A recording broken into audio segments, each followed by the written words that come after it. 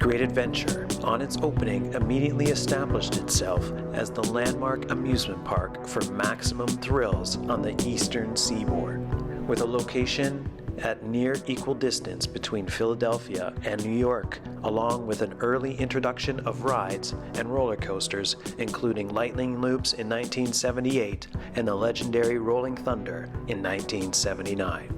A giving anything a go approach appeared to be an underlying spirit behind the park, and with many rides debuting and being removed within only a few years of use, such as Shockwave, the Intamin stand-up coaster debuting in 1990, and Ultra Twister, the Togo-designed inline inverting coaster.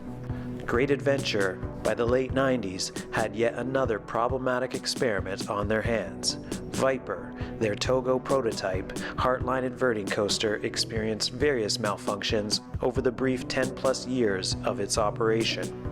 The ride that would eventually replace it, however, would pose its own challenges, while also being a world's first, yet championed ride among park visitors and aficionados.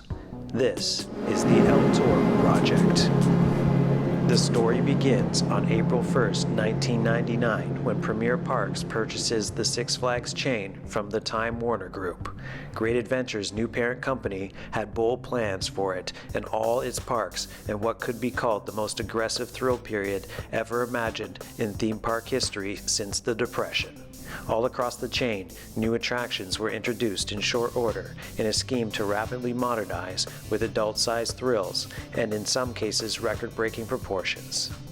At Great Adventure, the park's first improvement from their new owners surfaced as their legendary B&M floorless Medusa, and the following year introduced another elite tier coaster from the company, the mega coaster Nitro. While the park concentrated on improving the ride experience of Batman and Robin the Chiller in 2002, they followed this up with another major B&M coaster with Superman Ultimate Flight. In the space of only 4 years, the park had introduced 3 monster-sized creations, announcing Great Adventure's stake in the elite thrill park landscape globally. By 2004, it was looking good for Great Adventure in that pursuit, yet the park was seemingly searching to make that impact on a regular basis, and the Premier Parks Group, rather than let their new creations settle in and attract visitors and buzz, decided in 2005 that nothing other than introducing the tallest and fastest roller coaster in the world would do.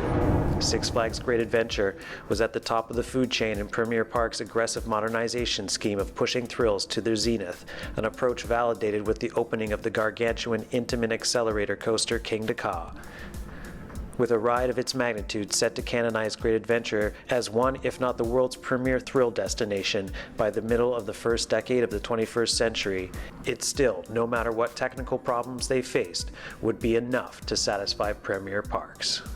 In a dusty, near-forgotten section of Great Adventure stood Viper, a unique coaster at the time of its introduction in 1995, with its first-of-a-kind dive loop, but at 88 feet in height, 2 inversions, and just under 1,700 feet of track, with a top speed of 48 miles per hour, the prototype through the course of 10 years was a lesser thrill by modern standards. The ride was also plagued with technical issues and downtime due to bankruptcy of its manufacturer in 2001. It was proving to be a problematic creation, however by 2005 was being removed. Rather than pursue the option of extending its life, Premier took the decision to scrap the coaster entirely. At the time, its near neighbor King Ka appeared a more than suitable replacement for thrill seekers on that side of the park, but it wasn't enough. Premier wished to push the limits further for their guests, and on the same now vacated dusty patch of land exposed with Viper's demise, they would construct it.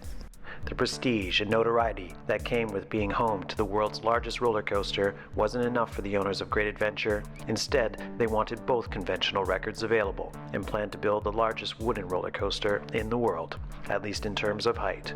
Despite liquefying the gray matter of every guest brave enough to board King Ka, Great Adventure eagerly pursued another structure capable of inflicting even more with immediacy.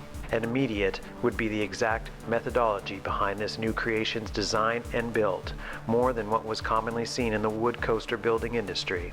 To make the ride's construction faster, it could be pre-built.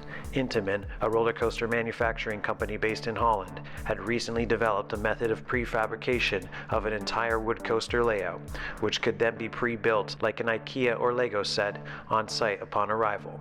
Great Adventure's wood coaster would be the third produced by the company. Colossus at Hyde Park in Germany was the first and is well known as one of the world's best roller coasters.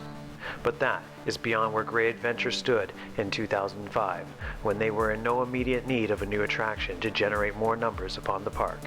Kingda Ka's paint had barely dried, but the technical issues that ride faced at first may have forced the hand of the park to push the button on another major new attraction quickly, something not outside Great Adventure's history as seen before. Whatever the reason, they moved forward with the new ride that would surely electrify attendances at the park while drawing the attention and envy of the world. The ride that would generate all of those things was to be named El Toro. When the ride was announced on September 28, 2005, it marked an unusual venture, untested in the American landscape, a wooden roller coaster on a similar scale as Son of Beast at Kings Island in Ohio, which by then was already plagued with its own issues due to the grandness of its scale and limitations of a wood structure as its track base. The solution to this offered by Intamin, a company at that time only half a dozen coasters into its experience, was to offer the prefabricated wood coaster design of which El Toro was to be next. The revolutionary construction method meant the ride was constructed rapidly on site and was topped off on December 20th of the same year. Despite this rapid construction, the unforgiving winter would not allow for thorough testing early. The new beast would have to wait through the long nights and Arctic pressures for a full winter at its birth before unleashing any of its might. When testing began, the park went silent, unsure of what effect their hastily built beast would inflict. It was not a venture they could test quietly, though, as the world's enthusiast eyes once again descended upon them, looking to test out this latest world record-breaking attraction. For reasons unknown, or perhaps to once again give it a go, El Toro silently opened to the public on June 11, 2006, with an official opening a day later, which then led the coaster enthusiast world into a frenzy to try out this new towering epic of a creation. The ride begins with a layout similar to its predecessor, Viper, with a turnaround lift hill leading to its 176-foot drop. Two massive airtime hills follow, before another downward turning hill to the right leading to a return run to the station, with more airtime hills before the train rears to a left for a second weaving out and back section with snap changes in direction and another high-speed turn to return to the station. Amounting to 4,400 feet along its startlingly fast layout and reaching a top speed of 70 miles per hour, the ride lived up to its imposing construction. By the end of its first season, El Toro already found itself at or towards the top of many seasoned riders' favorite list. Over its decade and a half of operation since, the ride has enjoyed universal praise and accolades, leading to it to be considered one, if not the best, and most thrilling wooden roller coaster ever in operation. El Toro had more than delivered on its purpose as a crowd-producing conductor for Great Adventure. With a coaster of its magnitude, along with its partner in terror Kingda Ka, the park had achieved its goal in being among the world's elite for providing thrills. In 2021, happy just to be open after a season of closure the prior year, Great Adventure and El Toro are running once more. That is until June 29th. Late in the afternoon, the train hurtles through the course. Everything seems and appears normal until news travels rapidly through the enthusiast community, validated only hours later with an alarming video capturing a stalled train on El Toro on its second turnaround leading back to the station. It is eventually reported that the rear car of the train derailed in the final turnaround. The car's upstop wheels sheared off, and during the slowdown of the train before it stalled, caused significant damage to the track, in addition to the partial derailment. The incident was widely reported, and the park was fortunate that there were no major casualties. This led to an immediate closure of the ride, and inspection by both park maintenance teams and the state for reasonings behind the incident. The results of their findings, however, were never disclosed and deemed proprietary, but were found through other sources to be due to a design fault with the upstop wheels and track, which was quickly remedied and absolved the park somewhat at a public relations level in that it could not be foreseen and was not attributed to negligence by their part. Meanwhile, the prototype prefab Intamin roller coaster Colossus at Hyde Park had been closed since 2016 and had only recently been reintroduced with a complete retracking overhaul. While at the time, this move may have been ignored by the owners of other prefab Intamins, Hyde Park's move to future-proof a difficultly rough ride by the time of its closure could have indicated to others to initiate preventive maintenance in their own right. It was too late for Great Adventure, however. At first, it was relatively unclear what the future may hold for El Toro, but Six Flags were quick to scuttle any rumors of the ride's permanent closure, announcing it would return the next season after the necessary repairs. El Toro did return the next season and runs without issue through 2022, albeit with a relatively rough ride and one train in service for the majority of operating days. Near the end of the summer and the park's operating day, with the August heat radiating over the park, the track work of El Toro, under its daily stresses, could not hold out any longer. On August 28, 2022, another more tragic incident occurs on El Toro. The train returns to the station after an extremely rough dispatch. However, operators are horrified to discover numerous injuries among the returning riders, some details too gruesome to recount.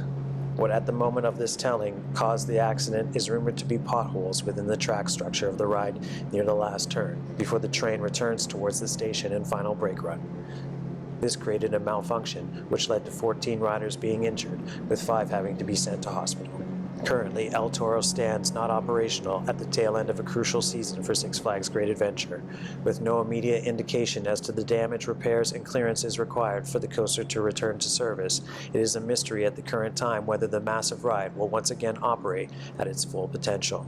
The amusement era now operates at a different level of risk than it did at the time of El Toro's creation, with numerous rides, such as the aforementioned Colossus, Son of Beast, and Top Thrill Dragster, all creations of the height and size wars era, have all been closed and either modified, or in the case of Son of Beast, taken out of service altogether. While Intamin sought to streamline production with its prefabricated designs, the results and ease of playing outside of conventional design restrictions may have led to the creation of an unsustainable ride layout.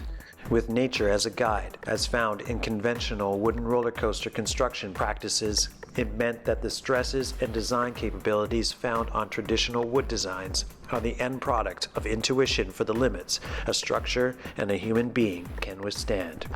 This latest incident also cannot help the park from a publicity standpoint. Already with an unfortunate history of incidents over the course of its life, 2 accidents on El Toro in 2 consecutive seasons will presumably not sit well with some potential first-time riders, or even return ones for that matter, at Great Adventure. In spite of its uncertain future, one that Six Flags has already announced as sure to continue after repairs, contrary to any potential lack of permission by state inspectors, El Toro remains an iconic and intimidating representation of ambition beyond most amusement parks' wildest dreams.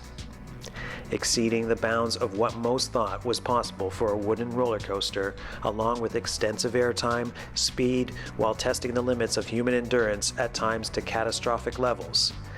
In its less than 2-decade history, El Toro has established itself as a legendary coaster of its or any kind, and remains a conductor of terror sought by thrill seekers the world over.